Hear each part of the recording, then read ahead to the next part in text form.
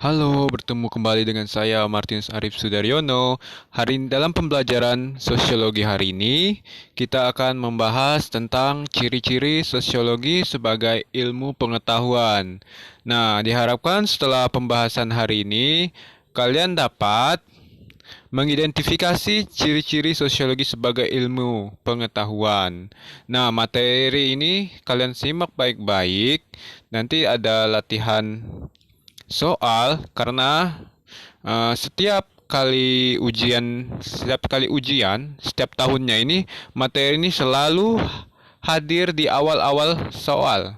Biasanya nomor satu, 2 atau nomor satu atau nomor 2 selalu ada jadi soal tentang ciri-ciri sosiologi sebagai ilmu pengetahuan. Nah, jadi apa ciri-ciri sosiologi sebagai ilmu pengetahuan? Yang pertama apa? Itu empiris. Sosiologi itu bersifat empiris. Apa yang dimaksud empiris? Jadi semuanya berdasarkan hasil observasi dan bukan dan atau pengamatan. Nah, jadi bukan spekulatif. Bukan spekulatif itu bukan yang mengada-ngada. Nah, itu disebut empiris. Jadi ilmu sosiologi itu berdasarkan hasil observasi atau pengamatan yang logis terhadap fakta sosial dan bukan mengada-ngada. Itu ciri pertama. Ciri kedua, itu sosiologi bersifat teoritis. Jadi ilmu sosiologi berusaha menyusun abstraksi dari hasil observasi. Nah, jadi dari observasi tersebut dia menyusun sebuah teori. Nah, maka disebut teoritis. Sehingga sehingga menunjukkan pernyataan secara logis untuk menjelaskan hubungan sebab akibat. Nah, dari dia pengawatannya tadi. Jadi dia menjelaskan mengapa sih bisa seperti ini, membuat pernyataan dari apa yang berhasil pengamatannya dan bukan mengada-ngada. Nah, yang ketiga, sosiologi itu bersifat kumulatif. Jadi, teori-teori sosiologi dibentuk berdasarkan teori-teori yang sudah ada sebelumnya. Dalam arti, teori yang lama itu diperbaiki, diperluas, dan diperhalus. Nah, seperti itu.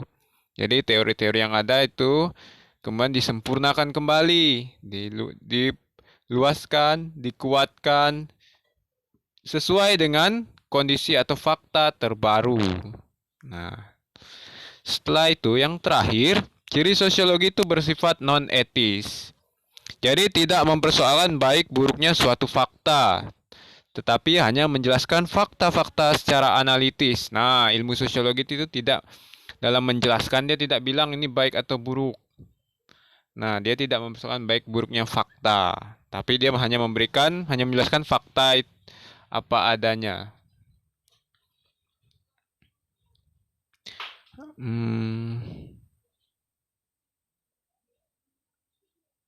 Nah, kalau gitu kita lihat latihan soal. Nah, ini soal pertama. Ini adalah soal tryout. Tahun pelajaran 2016-2017. Nah, nanti kalian boleh dicatat, lalu kalian isi, langsung silang. Nomor 1. Nomor 2, ini adalah soal USBN tahun pelajaran 2018-2019. Nah, kan soal ujian semua kan? Lalu soal yang ketiga, itu soal latihan detik-detik ujian nasional tahun pelajaran 2018-2019. Nah, yang keempat, itu adalah soal prediksi ujian nasional 2018, tahun pelajaran 2018-2019. Yang kelima, yang kelima ini adalah soal tryout dari MKKS, bukan MMKS ya. MKKS Polkota Pontianak tahun pelajaran 2019-2020. Nah, itu salah ketik di situ. Nah, setelah kalian mendengarkan materinya, setelah itu kalian yang kurang jelas kalian boleh tanyakan.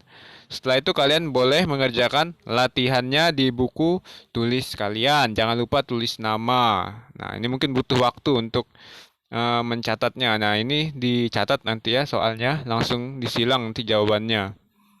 Nah, ini karena materi ini penting dan selalu keluar saat ujian. Selalu keluar di awal-awal soal. Nah, oke, sekian dan terima kasih.